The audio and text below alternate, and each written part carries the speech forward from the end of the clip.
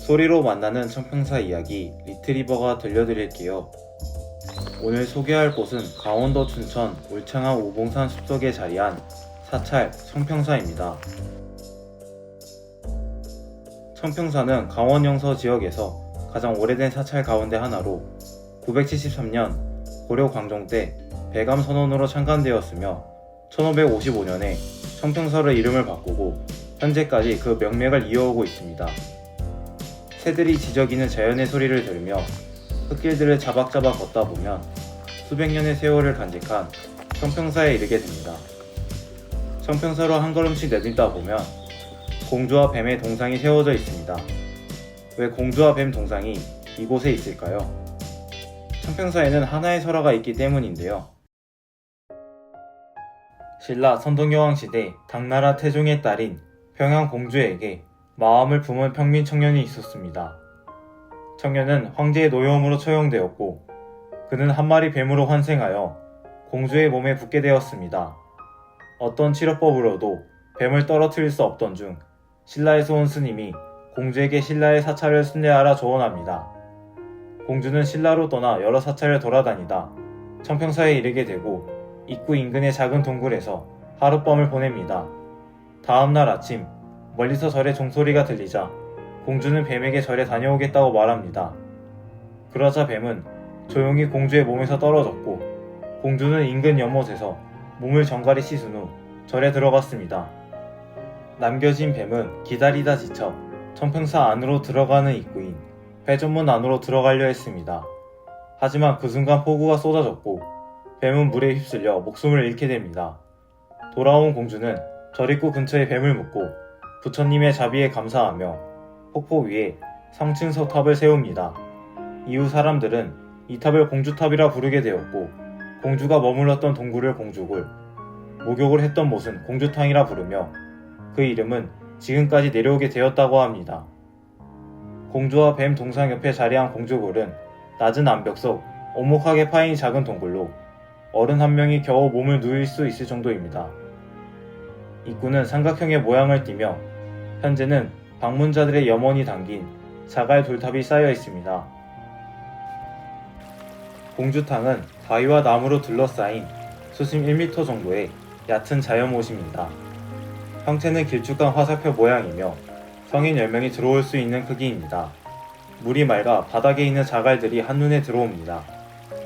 이것이 오늘날의 공주탑입니다. 공주탑의 전체 높이는 약 3m 정도로 아담하면서도 견고한 인상을 줍니다. 탑의 바닥을 이루는 기단은 사각형이지만 가장자리가 살짝 닳아있어 오랜 세월 속 풍화를 짐작케 합니다. 첫 번째 층은 비교적 두껍고 안정감 있게 자리하고 있고 그 위로 두 번째, 세 번째 층이 점점 작아지며 쌓여 올라가 있습니다. 각 층의 지붕돌은 살짝 위로 들려 있으며 가장자리가 얇게 펴져 있어 마치 연잎이 겹겹이 놓인 듯한 느낌을 줍니다.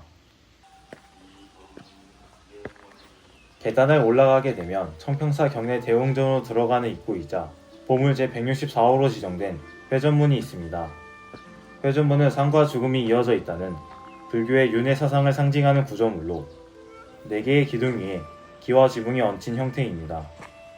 기둥은 적갈색의 나무로 만들어졌으며 그 사이에는 노란색 벽면과 검은 장식선이 어우러진 길쭉한 네모 형태가 자리하고 있습니다.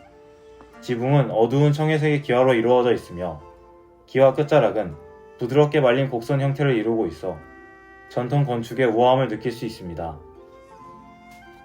회전문 앞에서 위를 올려다보면 가장 먼저 눈에 띄는 것은 붉은 기둥들이 일정한 간격으로 줄지어 있는 홍살입니다. 나무 기둥은 가늘고 짧으며 기둥 끝은 하늘을 향해 날카롭게 깎여 있습니다. 붉은색은 전통적으로 사악한 기운을 막는 색으로 여겨지며 홍살은 속세와 사찰 사이를 상징적으로 나누는 역할을 합니다. 회전문 지붕 아래의 천장은 따뜻한 주황빛 나무판으로 덮여 있으며 그 위로 굵은 초록색 나무들이 가로와 세로로 엇갈려 있습니다. 이 나무들은 천장을 튼튼하게 받쳐주는 들보로 건물 구조를 지탱하는 나무 기둥의 일종입니다. 천장의 가운데에는 연두색, 하늘색, 주황색이 부드러운 곡선을 그리며 물결 무늬처럼 얽혀 있습니다. 지붕의 가장자리인 처마 아래에는 단청이라 불리는 전통 장식이 둘러져 있습니다. 단청은 붉은 바탕에 초록, 파랑, 노랑, 흰색의 꽃무늬와 구름무늬가 반복되어 화려하면서도 조화로운 느낌을 줍니다. 단청 안에는 검은색 배경의 청록색 연꽃 모양과 주황색과 빨간색을 곁들인 꽃이 그려져 있어 세심한 아름다움을 느끼게 해줍니다.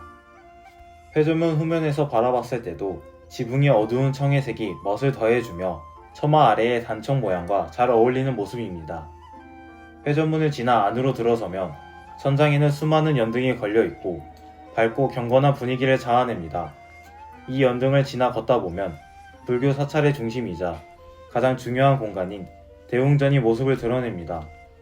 대웅전은 석가모니 불을 모신 공간으로 사찰의 중심을 상징하는 신성한 장소입니다. 대웅전은 앞면 5칸, 측면 3칸의 구조로 가로로 길게 느려진 직사각형 형태입니다. 기둥들은 두 팔로 감싸기 어려울 정도로 붉은 나무로 이루어져 있으며 그 표면에는 세월의 흔적이 그대로 남아 있습니다. 처마 아래에는 붉은색과 초록색이 중심이 된 복잡한 단청이 연속적으로 칠해져 있습니다. 건물은 빨강, 파랑, 청록, 노랑 등 다양한 색깔들이 조화롭게 구성되어 있어 화려한 멋을 냅니다. 지붕은 위로 부드럽게 올라가며 끝은 살짝 들려있고 정회색 기와가 촘촘히 덮여 있어 전통적인 아름다움을 보여줍니다. 현재 대웅전 밖에는 많은 불교 신자들의 염원이 담긴 연등들이 매달려 있어 그들의 강한 소망을 느끼게 해줍니다. 대웅전 내부 중앙에는 금빛으로 빛나는 3분의 부처가 나란히 앉아 있습니다. 가장 가운데에는 본전불이 자리하고 있는데 오른손은 땅을 향해 내리고 왼손은 무릎 위에 올려 손바닥이 위를 향하는 모습을 취하고 있습니다. 넓적한 얼굴에 이마는 넓고 귀는 길게 늘어져 있으며 눈을 반쯤 감고 있습니다. 입가에는 잔잔한 미소를 머금고 있어 차분한 인상을 줍니다. 좌우에는 연꽃 모양의 관을 쓰고 있는 불상들이 나란히 앉아 있으며 손에는 연꽃을 들고 있어 경건한 마음을 들게 합니다. 대웅전 내부 왼쪽에는 가로 2m, 세로 1.2m 크기의 감로탱화가 있습니다. 감로탱화는 불교에서 죽은 이의 넋을 위로하고 극락왕생을 기원하기 위해 사용되는 의식용 그림입니다. 이 그림은 위쪽에는 극락계, 중앙은 인간계, 아래쪽은 지옥계로 구성되어 있습니다. 극락계에는 초록, 빨강, 파랑의 색들이 섞여 있는 옷을 입은 부처들이 구름 위에서 합장하고 있고, 인간계에는 흰 옷을 입은 스님과 사람들이 천도제를 지내는 모습이 담겨 있습니다. 지옥계는 붉은 불꽃과 지옥신, 형벌을 받는 이들로 가득해 고통과 공포를 강하게 표현합니다. 다음 천불탱화는 벽면 전체를 가득 채운 수많은 부처님의 모습으로 구성된 그림입니다. 정면을 향해 단정히 앉은 부처들이 마치 타일처럼 일정한 간격으로 줄지어 배열되어 있습니다. 모습은 비슷하지만 손 모양이나 표정, 옷의 무늬가 조금씩 달라 다양한 부처의 모습을 표현합니다. 이는 모든 중생을 구제하고자 하는 부처님의 자비로운 세계를 상징합니다. 대웅전 앞으로 이어진 7개의 돌계단 양옆에는 연꽃문이 난간이 놓여 있으며 계단 중심에는 태극 문양이 새겨져 웅장한 인상을 더합니다. 연꽃무늬는 천년이 넘는 세월 동안 형태를 유지해온 깊은 역사성을 지니며 불교의 세련됨과 우아함을 잘 보여줍니다. 이렇게 대웅전을 다 살펴보았습니다. 이제 나가서 다음 건물인 극락보전을 살펴볼까요? 극락보전은 대웅전 바로 뒤편에 위치해 있으며 정면에 3개의 문이 나란히 놓여 있습니다. 각 문에는 촘촘한 나무 격자와 초록빛 창살이 어우러져 있고 지붕 끝은 하늘을 향해 있어서 단아하고 안정된 인상을 줍니다.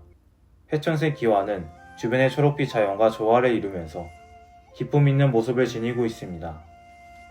극락보전 내부에 들어서면 금빛으로 빛나는 3분의 불상이 나란히 자리하고 있습니다. 중앙의 불상은 크기가 가장 크고 왼손으론 엄지와 검지로 동그라미를 만드는 상품 화생을 취하고 있습니다. 오른손으로는 중지와 엄지로 동그라미를 만드는 중품 화생을 취하고 있습니다. 이는 중생들의 성품을 나누어서 각 사람에게 알맞게 설법한다는 의미를 담고 있습니다. 양쪽의 불상들은 머리에 화려한 연꽃관을 쓰고 있으며 하나는 오른손을, 다른 하나는 왼손을 들고 중품 화생을 취하고 있습니다. 다음 지장탱화는 지옥 중생을 구제하는 지장보살을 중심으로 그린 불화입니다. 불상의 좌측에 위치하며 크기는 가로 2m, 세로 1.5m 정도입니다. 그림의 중앙에는 푸른 연꽃 위에 단정히 앉은 지장보살이 있습니다. 붉은 옷을 입고 머리 뒤에 둥근 후광이 있으며 오른손은 약속카드 들고 왼손에는 하얀 보주를 들고 있습니다. 양옆에는 수염을 기른 인물들이 알록달록한 옷을 입고 공손히 서 있고 소와 말 같은 동물들도 사람처럼 손을 모아 서 있는 모습이 인상적입니다. 이처럼 지장탱화는 죽은 자의 혼을 달래고 사후의 고통에서 벗어나기를 기원하는 신앙적 그림입니다. 신중탱화는 불법을 수호하는 다양한 신중들이 정렬된 모습의 그림입니다. 극락보전 내부 우측 벽면에 위치해 있으며 지장탱화와 같은 크기입니다. 모두 붉은 옷을 입고 칼이나 삼지창을 들고 있으며 그중 같은 얼굴을 한 3명은 큰 귀와 빨간 입술을 가지고 있고 머리 뒤엔 초록 원형 후광이 있습니다. 가운데 인물은 가시 모양 장식이 달린 관을 써 강한 존재감을 드러냅니다. 극락보전의 오른쪽으로 가다 보면 언덕 위에 자리하며 극락보전의 반 정도밖에 되지 않는 삼성각이 나옵니다. 정면에는 4개의 간결한 기둥이 서 있고 회색 기와로 덮인 지붕 아래로는 붉은 바탕 위에 녹색, 파랑, 노랑의 꽃무늬 단청이 정교하게 그려져 있습니다. 지붕 아래엔 작은 종이 달려 있어 바람이 불면 댕댕 소리를 냅니다. 삼성각 외부 한쪽 벽면에는 산의 신령이라고 믿었던 호랑이가 엎드려 있는 모습이 기품있게 그려져 있습니다. 내부에는 칠성, 독성, 산신탱화라 불리는 불교의 그림인 불화가 있습니다. 나이가 든 노인들이 서 있거나 앉아 있으며 온화한 미소를 띠고 있습니다. 이들은 사람의 재물, 수명, 복을 관장하는 존재로서 중생들을 도와줍니다. 청평산은 눈으로만 보는 곳이 아닙니다. 건축의 결, 나무의 질감, 단청의 색채, 물소리와 바람소리, 다양한 요소를 듣고 느끼면서 경험할 수 있습니다. 지금까지 춘천의 보물, 청평사였습니다. 리트리버와 다음은 어디로 가볼까요?